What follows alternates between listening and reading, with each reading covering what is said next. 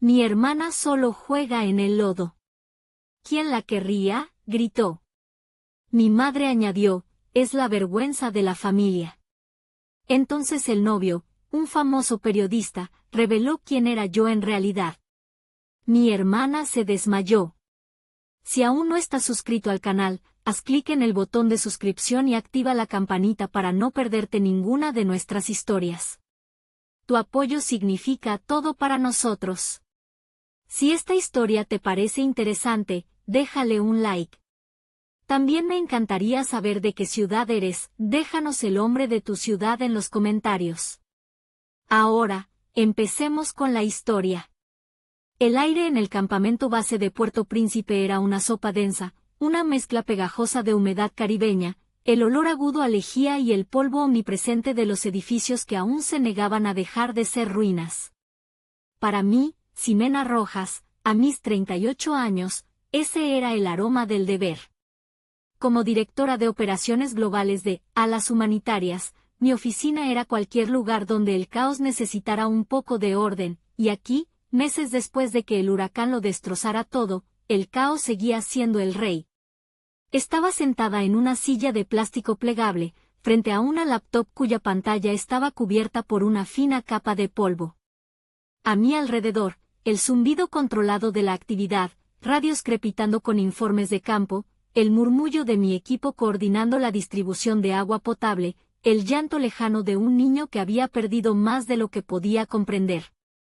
Yo era la calma en el centro de esa tormenta, una calma forjada a lo largo de 15 años en los peores lugares del mundo. Fue entonces cuando, entre un informe de suministros médicos y un mapa satelital de las zonas inundadas, una notificación personal se deslizó en la esquina de mi pantalla. Un email. El título era tan ajeno a mi realidad que por un momento pensé que era spam, nuestra boda. Valeria y Mateo. Lo abrí. Una invitación digital floreció en mi pantalla, un jardín de acuarelas florales y caligrafía dorada que chocaba violentamente con el gris y el ocre de mi mundo. Valeria, mi hermana menor, se casaba. Y no con cualquiera. Se casaba con Mateo Herrera, el aclamado periodista de investigación. Me quedé mirando la pantalla, inmóvil. La foto de la feliz pareja sonreía desde la esquina, Valeria, radiante, con una sonrisa que conocía demasiado bien, una sonrisa que era a la vez un reclamo de victoria y una advertencia. Y Mateo, con una expresión más contenida, casi seria, como si una parte de él estuviera en otro lugar. Mi primer instinto no fue la alegría. Ni la tristeza. Fue una fría y calculada evaluación de la amenaza. Hacía 7 años que no hablaba con mi familia, no de verdad. 7 años de un silencio denso, un abismo que se abrió no con una pelea, sino con una sentencia. Tu padre y yo hemos decidido decir que estás en un programa de doctorado en el extranjero, me había dicho mi madre, Beatriz, por teléfono, con una voz desprovista de toda emoción. Es más sencillo. Tu trabajo genera preguntas incómodas. Cuando me negué a vivir bajo esa mentira, el teléfono simplemente dejó de sonar. No hubo llamadas en mis cumpleaños. No hubo un ¿estás bien? Cuando contraje malaria en el Congo. No hubo nada. Solo silencio. El recuerdo más nítido, el que todavía tenía el poder de robarme el aliento, era el del funeral de mi padre, 3 años atrás. Volé durante 60 horas seguidas, un viaje borroso a través de continentes y zonas horarias, impulsada solo por la necesidad de decir adiós. Llegué justo cuando la ceremonia junto a la tumba estaba terminando. Vi a mi madre y a Valeria, vestidas de un luto impecable, recibiendo los pésames de amigos y familiares.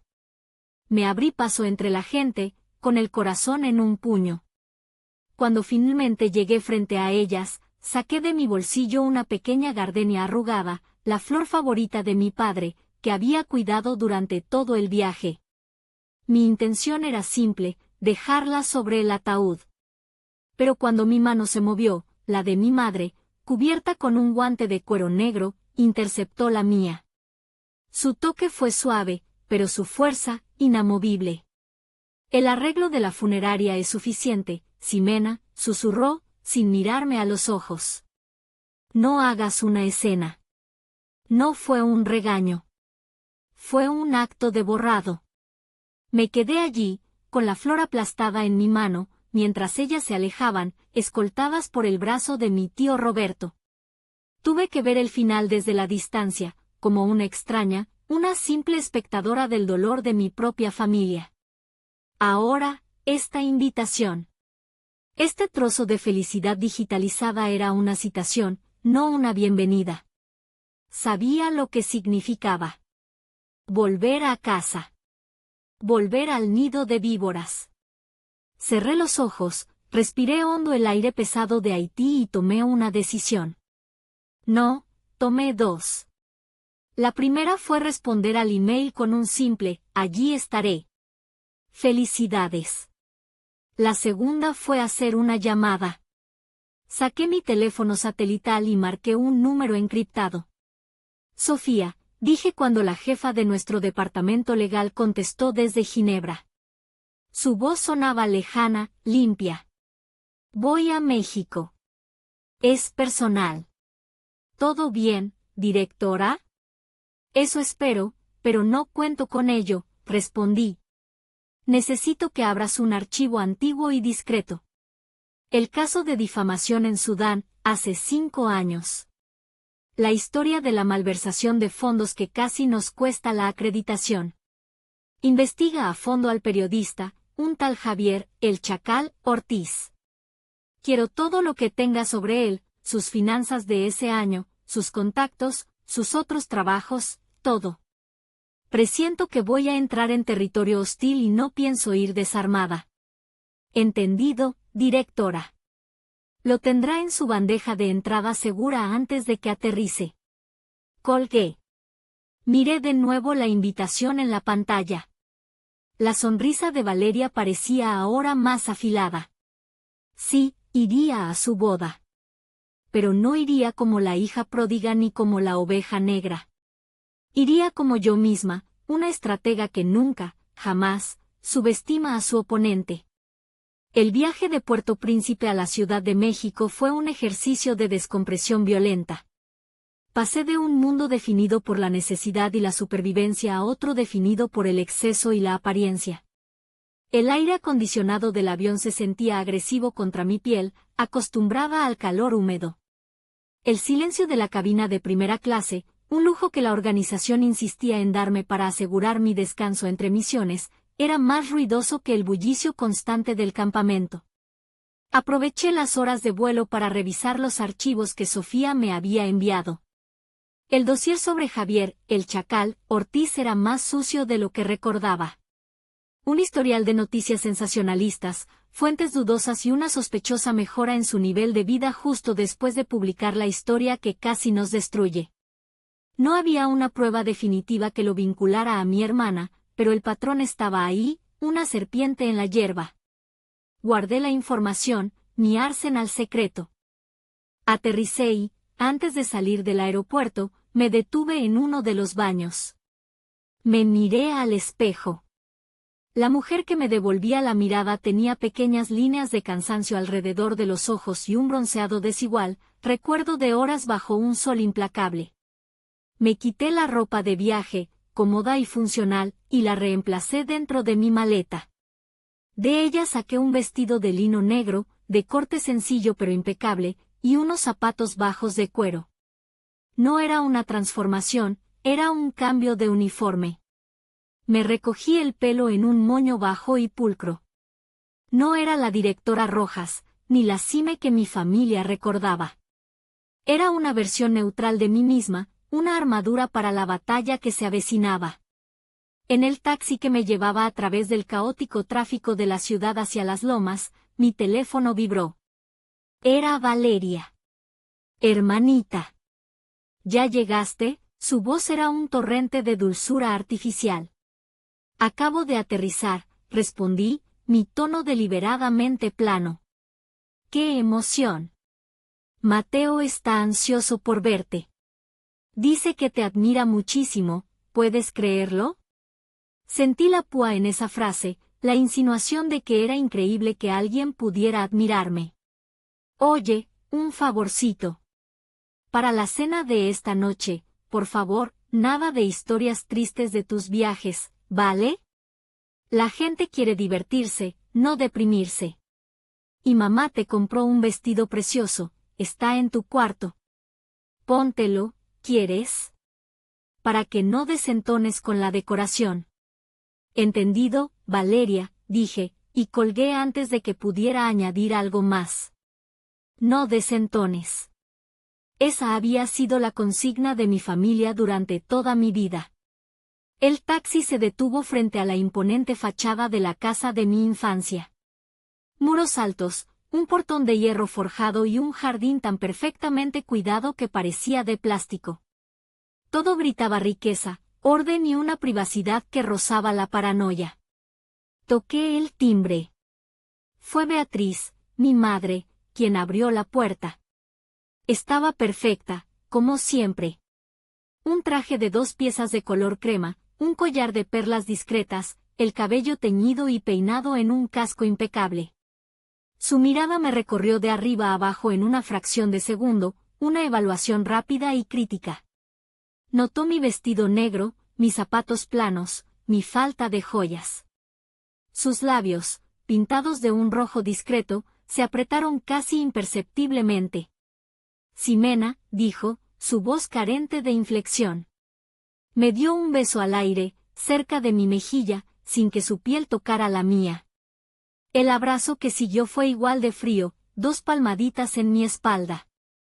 Llegas justo a tiempo. La cena es a las 8. Sube a dejar tus cosas. Tu cuarto es el de huéspedes, al fondo del pasillo. No mi antigua habitación, llena de libros y recuerdos. La habitación de huéspedes. Impersonal, decorada en tonos neutros, con el olor a un ambientador genérico. El mensaje era inequívoco, eres una visita. Una extraña. Sobre la cama perfectamente tendida descansaba el vestido que Valeria había mencionado. Era de una marca de lujo, de un color rosa pálido que me hacía parecer enferma, con volantes y lazos que no tenían nada que ver conmigo. Era el disfraz de la hija que mi madre siempre había querido, dócil, femenina, ornamental. Tomé el vestido, lo doblé cuidadosamente y lo metí en el fondo del armario. Saqué de mi maleta un sencillo vestido de seda de color azul marino y lo colgué. No pensaba ponerme el disfraz que me habían preparado. Esta noche, y todos los días que siguieran, me presentaré como yo misma. Si eso significaba desentonar, que así fuera. La Guerra Fría había comenzado, y yo no pensaba ceder ni un centímetro de mi propio territorio. El restaurante en Polanco era el tipo de lugar donde el silencio costaba más que la comida. Paredes cubiertas de arte contemporáneo, iluminación estudiada para hacer que todos parecieran más jóvenes y ricos, y meseros que se movían con la eficiencia sigilosa de los fantasmas. Era el hábitat natural de mi familia. Cuando llegamos, me di cuenta de mi lugar en su ecosistema. La mesa era una larga serpiente de caoba para 20 personas. En la cabecera, mi madre, la reina. A su derecha, Valeria y Mateo, la pareja real. Yo fui guiada por un mesero hasta el extremo más alejado, una Siberia social donde me sentaron junto a mi tío Roberto y su esposa, una mujer cuyo único tema de conversación era su más reciente cirugía estética. Mi tío Roberto, un hombre cuya riqueza era tan ruidosa como sus carcajadas, me dio una palmada en la espalda que casi me saca el aire. Sobrina. La misionera ha vuelto de la selva, bramó, atrayendo la atención de toda la mesa. Dime, ¿ya te cansaste de regalar nuestro dinero a gente que no lo merece? A ver cuando te pones a hacer algo de provecho, como tu hermana, que se pescó a un pez gordo. Sonreí, una sonrisa vacía que no llegó a mis ojos. Hola, tío. Veo que sigues igual de encantador. La conversación fluyó a mi alrededor, ignorándome deliberadamente. Oí a mi madre presentarme a uno de sus amigos, un político influyente. Te presento a mi hija mayor, Ximena, dijo, con un tono que sugería que estaba presentando a una pariente lejana y un poco excéntrica. Ella se dedica a obras filantrópicas. Viaja mucho. El hombre me dirigió una mirada cortés pero desinteresada y volvió a su conversación. Fui presentada y descartada en la misma frase. Mi atención se centró en Mateo. Se le veía tenso, fuera de lugar. Bebía su vino demasiado rápido, sus nudillos blancos alrededor de la copa. Recordé una de nuestras pocas conversaciones telefónicas, meses atrás. Me había hablado de su agotamiento, no solo físico, sino del alma. He visto demasiada brutalidad, Ximena, me confesó. Valeria, y tu madre, me ofrecen un mundo donde todo es bonito. Un lugar donde no hay noticias de última hora, solo planes para el fin de semana. Sé que parece superficial, pero a veces, anhelo la superficie. Comprendí entonces que no era cobardía lo que lo mantenía allí, sino una forma de estrés postraumático. Se había aferrado a la primera balsa que encontró en medio de su propio océano de horrores, y esa balsa era mi hermana y la vida de plástico que ella le ofrecía. Beatriz, una depredadora social, debió ver su vulnerabilidad y tejió una red de confort y aceptación a su alrededor, una red de la que ahora le era imposible escapar. Era un prisionero, y ni siquiera lo sabía. Valeria, disfrutando de su papel como centro del universo, decidió que era hora de otro pequeño sacrificio en su honor. «Ay, Xime», dijo, su voz proyectándose por toda la mesa. Mateo me contó que una vez tuviste que comer insectos para sobrevivir en no sé dónde. ¡Qué asco! Menos mal que estás aquí ahora, comiendo filete. Aunque seguro que extrañas el saborcito a tierra. La mesa rió. Era una risa cruel, la risa de los que se sienten superiores. De hecho, continuó Valeria, deleitándose, creo que tu trabajo es muy tierno. Es como ser voluntaria en un refugio de perritos, pero a gran escala y con más enfermedades. Salud por San Francisco de Asís, mi hermana. Levantó su copa. Varios la imitaron. Mi tío Roberto se atragantó de la risa. Dirigí mi mirada, fría como el hielo, directamente a Mateo. Busqué en sus ojos una chispa de decencia, una señal de desaprobación, un mínimo gesto de lealtad hacia la mujer que, según él, tanto admiraba. No encontré nada. Él me sostuvo la mirada por un segundo, sus ojos llenos de una mezcla de pena y vergüenza. Luego, hizo lo imperdonable. Sonrió. Una sonrisa diminuta, incómoda, forzada, pero una sonrisa al fin y al cabo. Y apartó la vista.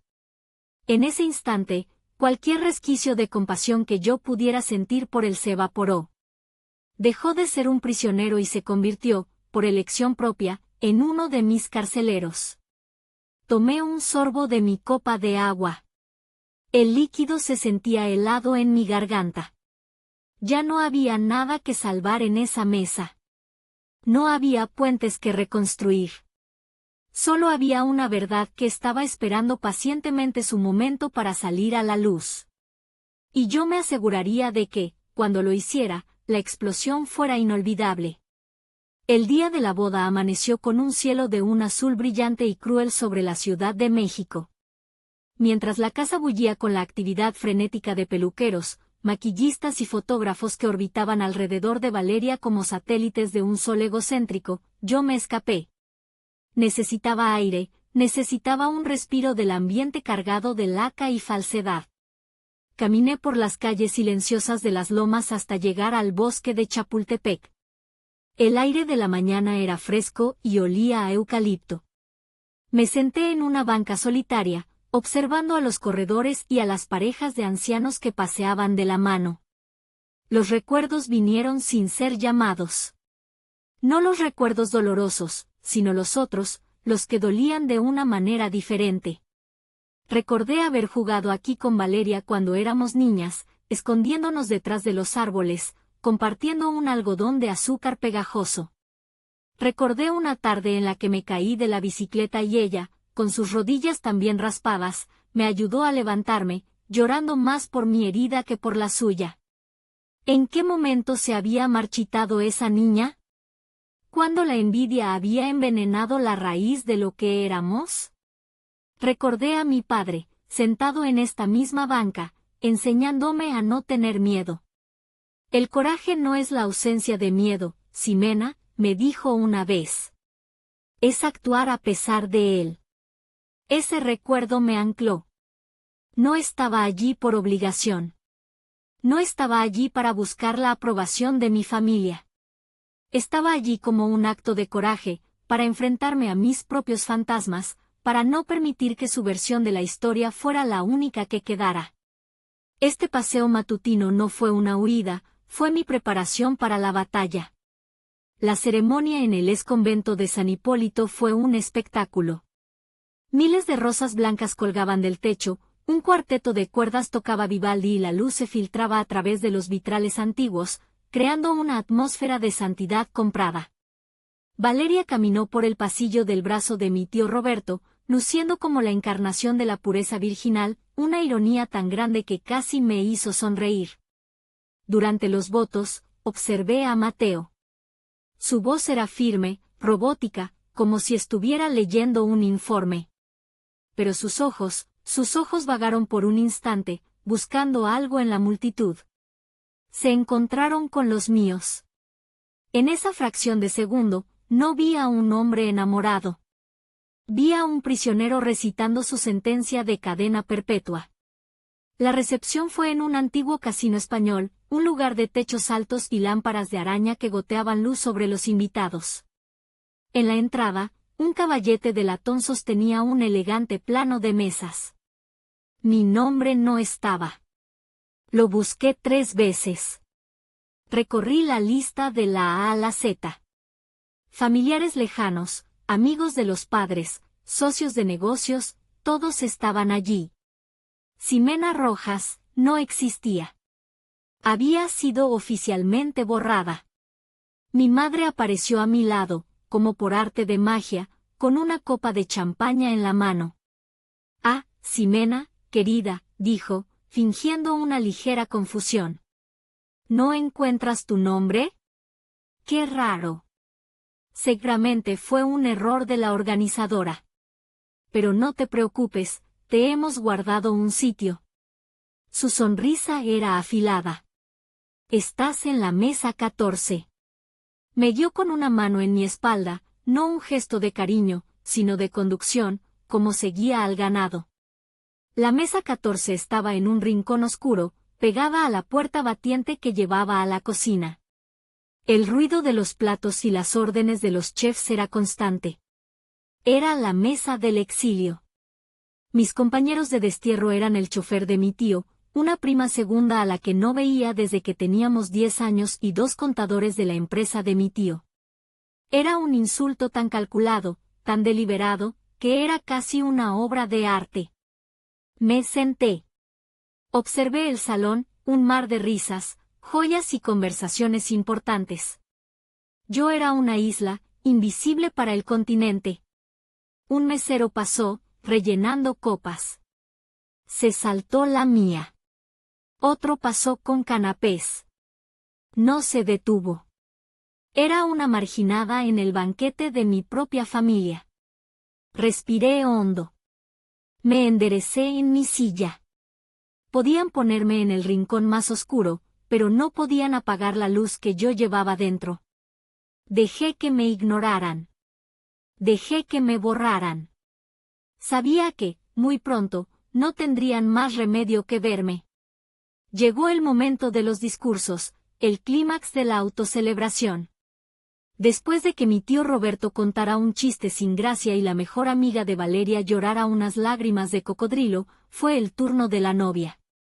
Valeria se levantó, radiante bajo la luz de los candelabros, con una copa de champaña en una mano y el micrófono en la otra.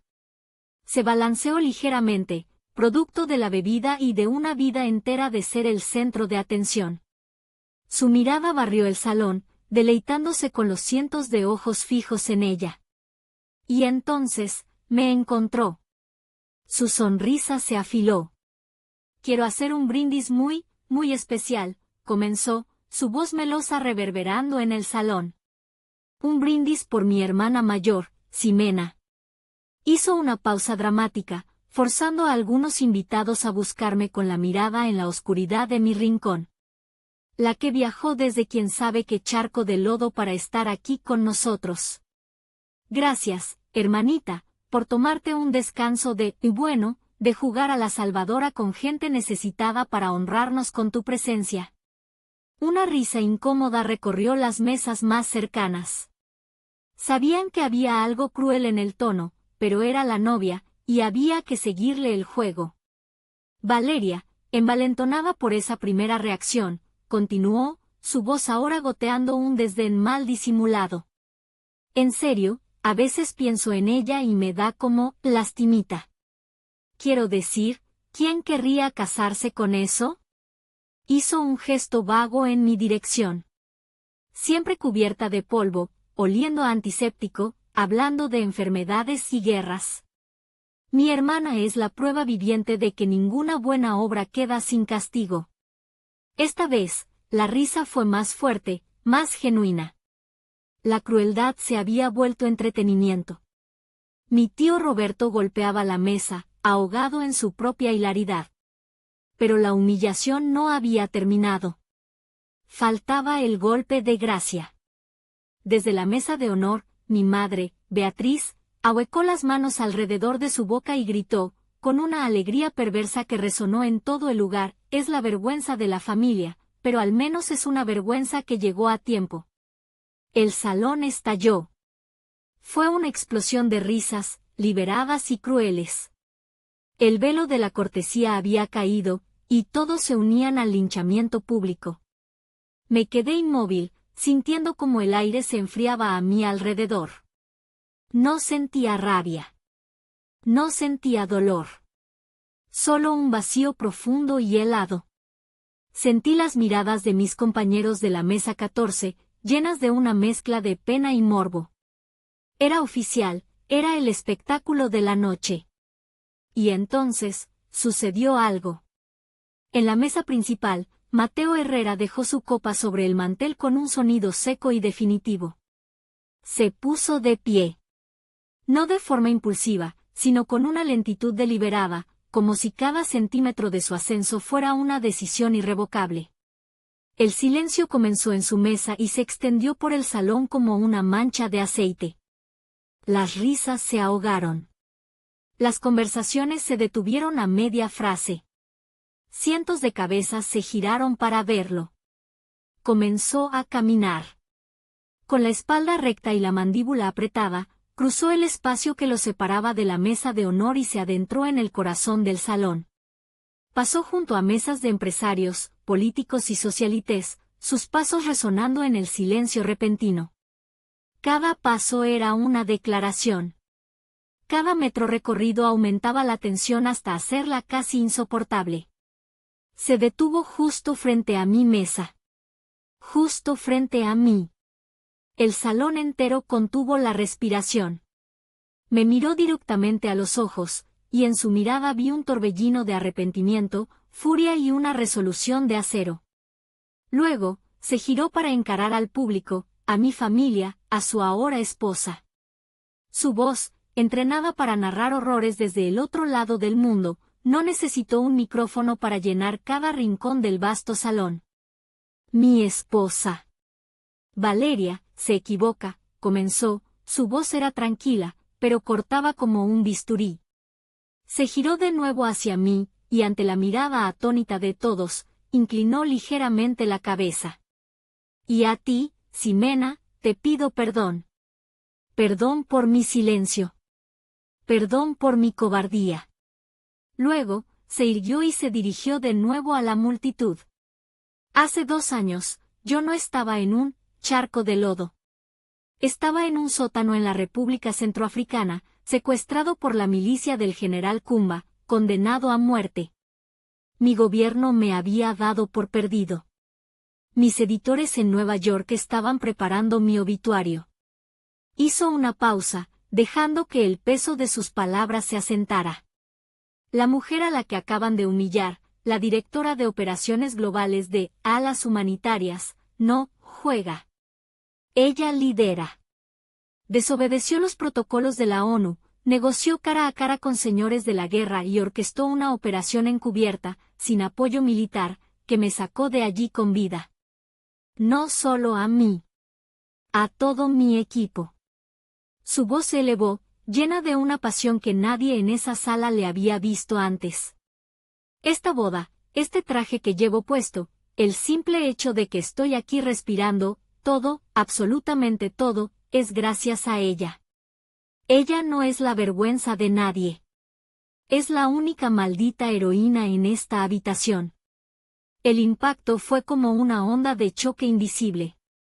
El silencio que siguió fue absoluto, pesado, sagrado.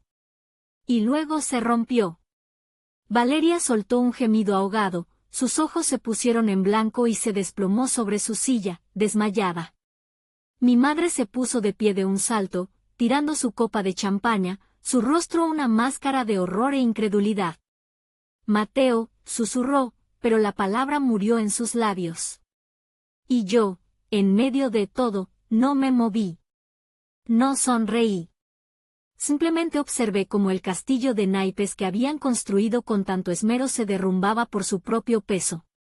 La verdad había llegado, y era más devastadora que cualquier insulto. El desmayo de Valeria fue la señal que rompió el hechizo. El caos floreció en cámara lenta. Un par de tías corrieron hacia mi hermana, abanicándola con sus menús. Mi tío Roberto miraba a Mateo con la boca abierta, como un pez boqueando. Mi madre, Beatriz, parecía haber envejecido 10 años en 10 segundos, su rostro pálido y sus ojos yendo de Mateo a mí con pánico y furia. En medio de ese torbellino de susurros y miradas furtivas, me levanté. Mi silla hizo un ruido suave al arrastrarse por el suelo, un sonido que pareció amplificarse en el tenso silencio. Todos los ojos se posaron en mí. Esperaban una reacción, un grito, lágrimas, una acusación. No les di nada.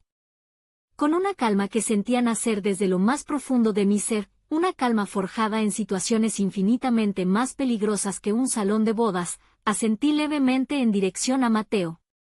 Fue un gesto minúsculo, un reconocimiento silencioso. Luego, le di la espalda a mi mesa del exilio y comencé a caminar hacia la salida. Mi caminata fue mi discurso. Cada paso, con la espalda recta y la cabeza alta, era una afirmación de mi dignidad. No estaba huyendo. Estaba retirándome del campo de batalla después de una victoria absoluta. El mar de invitados se abrió a mi paso, sus miradas llenas de una nueva y desconcertada forma de respeto. Ya no era la pobretona y rara hermana mayor. Era un enigma. Un poder que no habían sabido reconocer. En el majestuoso vestíbulo del casino, justo cuando estaba a punto de empujar las puertas de cristal para salir a la noche de la ciudad, una mano se posó suavemente en mi brazo. Me giré, lista para la defensa, y me encontré con un rostro que no esperaba. Era el embajador Morales, un hombre de unos 70 años, con el cabello plateado y una mirada de una inteligencia penetrante. Era un viejo amigo de mi padre, uno de los pocos hombres a los que él realmente respetaba. Directora Rojas, dijo, su voz era grave y resonante. Hizo un ligero énfasis en mi título. ¡Qué espectáculo tan vergonzoso! ¡Qué infamia! Embajador, respondí, mi voz firme. Su padre estaría increíblemente orgulloso de usted esta noche, continuó, sus ojos fijos en los míos. Pero estaría profundamente avergonzado de ellos. Me tendió una tarjeta de visita de cartulina gruesa, con el escudo de armas de México grabado en relieve. Fui uno de los diplomáticos que siguió su operación en África desde la distancia. Lo que usted hizo fue extraordinario. Este país, créame, necesita desesperadamente su tipo de liderazgo, no su sumisión. Si alguna vez necesita un aliado que sí entiende el peso de sus hombros, que sí sabe quién es usted realmente, no dude en llamar. Será un honor estar de su lado. Tomé la tarjeta. Se sentía pesada en mi mano, como un ancla en medio de la tormenta. Gracias, embajador. Lo tendré en cuenta. Él asintió, una reverencia casi imperceptible, y se retiró. Esa breve interacción significó más para mí que cualquier disculpa que mi familia pudiera ofrecerme jamás. Era el reconocimiento de un igual. Era la bienvenida a un nuevo clan, uno basado en el mérito y el respeto, no en los accidentales y a menudo tóxicos lazos de la sangre. Salí a la calle y respiré el aire nocturno de la ciudad. Estaba sola, pero por primera vez en mucho tiempo, no me sentía solitaria. Al día siguiente, mi madre apareció en el lobby de mi hotel. Su rostro estaba demacrado, su habitual compostura hecha añicos. Ya no había arrogancia, solo una desesperación cruda. Ximena, tienes que hacer algo, suplicó, su voz un susurro ronco. Los columnistas de sociales, los blogs, están destrozándonos. La historia está en todas partes. ¿Esto es un desastre para el apellido, para la empresa de tu tío? La escuché en silencio, sin interrumpir su letanía de preocupaciones superficiales. Podemos emitir un comunicado, continuó, su mente trabajando febrilmente para controlar los daños. Decir que fue un malentendido, una broma que salió mal. Se detuvo y me miró, sus ojos inyectados en sangre. Lo siento, ¿de acuerdo? Te pido perdón. Estaba asustada. Siempre he estado asustada por ti, por esa vida peligrosa que elegiste, por no poder controlarte. Tenía miedo de lo que la gente pensaría. La miré, y por primera vez vi la verdad de su ser, no era una villana de ópera, era una mujer pequeña y patética, aterrorizada por cosas que no importaban. Tu miedo no te da derecho a intentar destruirme, mamá, dije, mi voz tranquila pero firme como una roca. Durante años, me sometí a tu versión de la realidad. Ya no. Ustedes crearon este desastre. Disfruten de las consecuencias. Me levanté de la silla, dejando mi café sin tocar. Adiós, Beatriz. La dejé allí, sola en medio del lujoso lobby, por primera vez en su vida enfrentada a un desastre social que no podía arreglar con dinero ni con influencias. La había llamado por su nombre de pila. El último lazo se había roto. Esa noche, Mateo me buscó. No en el bar ruidoso del hotel, sino que me envió un mensaje pidiéndome que nos encontráramos en la terraza de la azotea, un lugar tranquilo con vistas a la ciudad iluminada. Cuando llegué, él ya estaba allí, de pie junto a la barandilla, mirando el interminable río de luces de los coches. Gracias por venir, dijo sin volverse. Me debías una explicación, respondí, mi tono no era acusatorio, sino factual. Se giró para mirarme. Su rostro se veía agotado, pero había una nueva claridad en sus ojos, la de un hombre que acaba de despertar de una larga pesadilla. No hay explicación que justifique mi cobardía, Ximena, dijo en voz baja. Me metí en esa familia buscando un refugio, un lugar seguro lejos de todo el horror que he cubierto. Estaba tan cansado de la guerra que no me di cuenta de que había entrado en otra, una más silenciosa y, a su manera, más cruel. Hizo una pausa, apoyándose en la barandilla. Anulé el matrimonio esta mañana. Los abogados están manejándolo. Valeria está con tu madre. No quise verla.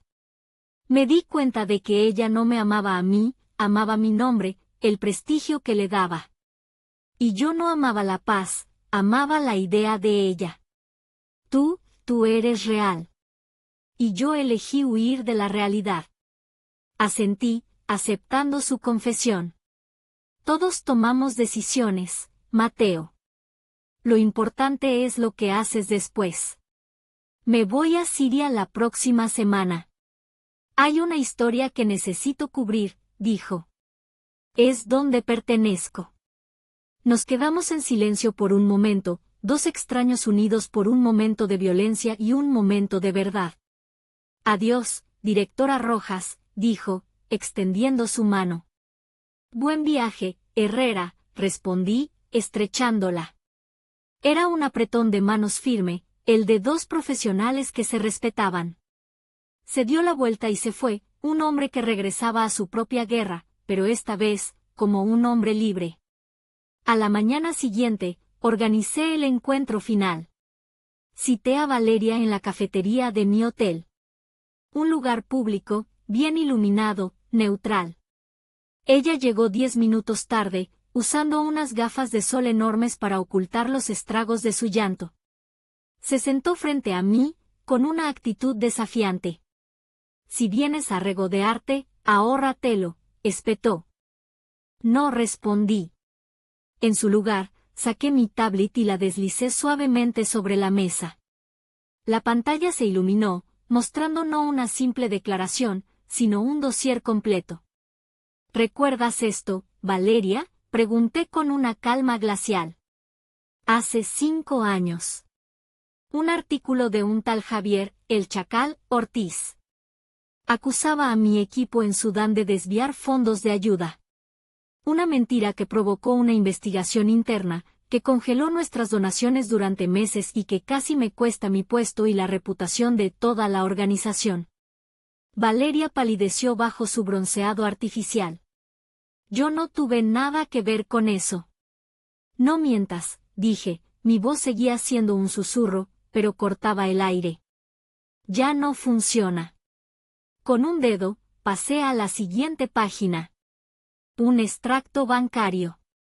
Esta es una transferencia de $10,000 desde una cuenta offshore de la empresa del tío Roberto a la cuenta personal de Ortiz, 2 días antes de que se publicara el artículo. Pasé a la siguiente página. Correos electrónicos encriptados, recuperados por el equipo de Sofía.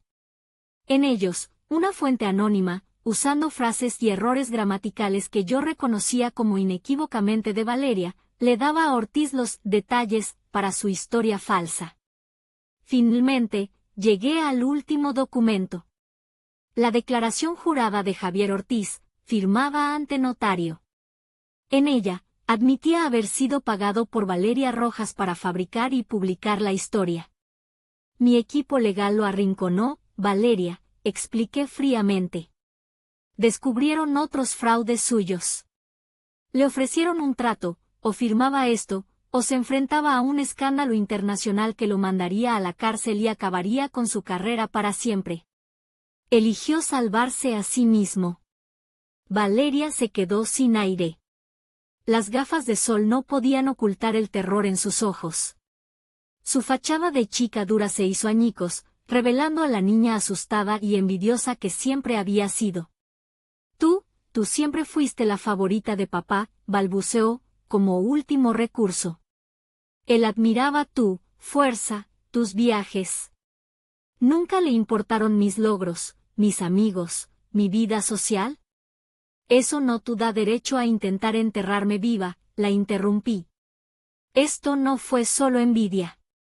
Fue un intento de destrucción profesional. Querías que me despidieran, que mi nombre quedara manchado para siempre. No soportabas la idea de que yo tuviera una luz propia si esa luz no te estaba alumbrando a ti. Apagué la tablet y la guardé en mi bolso. Este dossier, dije, levantándome, será entregado a la Junta Directiva de Alas Humanitarias y a 3 agencias de noticias internacionales en exactamente 24 horas. A menos, me incliné ligeramente sobre la mesa, que tú misma renuncies por escrito a cualquier reclamo futuro sobre la herencia de papá, la cual se donará en su totalidad a la caridad, y emitas una disculpa pública y detallada, no a mí, sino a mi organización, por el daño irreparable que causaste a nuestra reputación. La miré por última vez, a la mujer que había sido mi hermana. La elección, como siempre, es tuya. Me di la vuelta y salí de la cafetería, dejándola sola con las ruinas de su propia maldad. No sentí triunfo. Solo la fría y dura satisfacción de un jaque mate largamente esperado. Pasó un año. Un año en el que el mundo siguió girando, pero el de mi familia se detuvo. Valeria, acorralada y sin opciones, cumplió con mis demandas. La disculpa pública fue un escándalo breve pero intenso que, sumado al desastre de la boda, pulverizó la reputación social de los Rojas. El nombre que tanto se habían esforzado por pulir ahora estaba manchado de forma indeleble. Valeria se esfumó de la vida pública. Mi madre se encerró en su mansión, una reina exiliada en su propio reino de apariencias. Yo, mientras tanto, trabajé. Me encontraba ahora en un escenario diferente. No era un campamento de refugiados, sino el auditorio principal de la Cumbre Humanitaria Mundial en Ginebra. El aire olía a café caro y a política internacional. Frente a mí, cientos de rostros, diplomáticos, directores de ONG, filántropos y jóvenes idealistas. En la primera fila, vi al embajador Morales, quien me dirigió un guiño de aliento.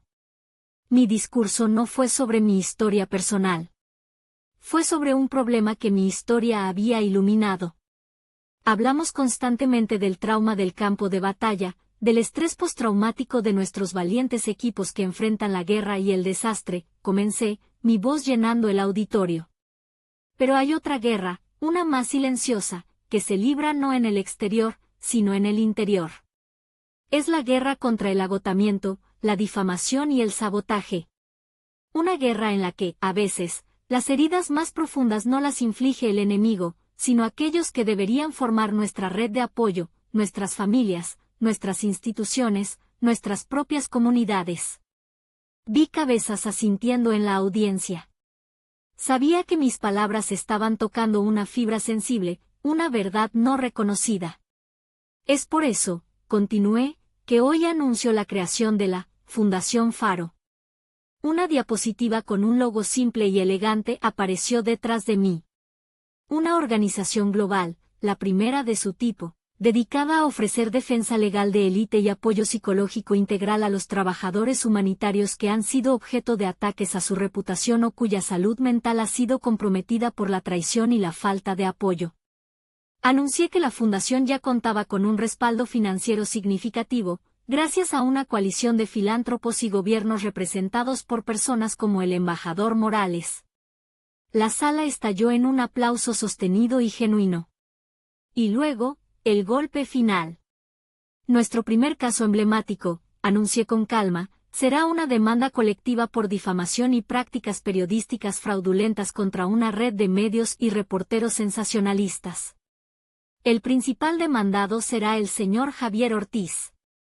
No necesitaba mencionar a Valeria. Había aprendido que la justicia más efectiva no siempre es la más directa. Al desmantelar el arma, exponía a quien la había empuñado, dejándola sin poder y sin credibilidad para siempre. La escena final de mi historia no tiene lugar en Ginebra. Tiene lugar aquí, donde estoy ahora. En una pequeña casa de adobe y madera que construí en las montañas de Oaxaca, la tierra de mis antepasados. El aire aquí huele a pino, a tierra mojada y a café de olla. El silencio no es pesado, es pacífico, solo roto por el canto de los pájaros y el susurro del viento entre los árboles. Dirijo la fundación a distancia, con un equipo brillante en el que confío plenamente. El resto de mi tiempo lo dedico a algo que había olvidado que amaba, pintar. Mi estudio tiene una ventana enorme que da al valle. Pinto paisajes abstractos, llenos de los colores vivos y la luz cruda que he visto en todo el mundo. Mi teléfono rara vez suena con llamadas de trabajo urgentes. Pero hoy, vibra con una notificación de noticias. La abro. El periodista Mateo Herrera gana el premio Pulitzer por su serie de investigación sobre redes de desinformación en zonas de conflicto, exponiendo las operaciones de figuras como Javier, el Chacal, Ortiz. Sonrío. La justicia, al parecer, es un ecosistema complejo y fascinante. En ese momento, el teléfono vuelve a sonar. Es un número desconocido de la Ciudad de México. Lo miro por un segundo, luego lo silencio y lo pongo boca abajo sobre la mesa.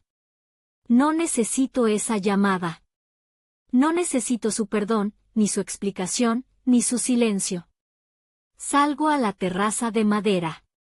El sol de la tarde tiñe las nubes de naranja y rosa. Respiro hondo. Me siento en una silla rústica y abro el diario de cuero que me ha acompañado en este último año. En la última página, escribo una última línea. Intentaron enterrarme, pero se les olvidó que yo era una semilla. Y mi legado no es la venganza por la tierra que intentaron arrasar, sino el jardín que floreció después. Cierro el diario. El viento me acaricia el rostro. Ya no soy la vergüenza de nadie, ni la heroína de nadie. Simplemente soy Ximena. Y por primera vez en mi vida, eso es más que suficiente. He ganado la única guerra que importaba, la guerra por mi propia paz.